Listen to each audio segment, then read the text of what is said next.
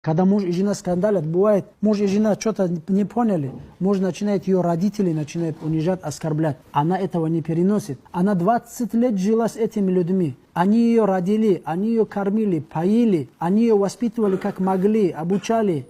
У них были свои ха-ха, свои интересы, свои приколы, свою семейная жизнь, семейная аура, да, папа, мама, дети.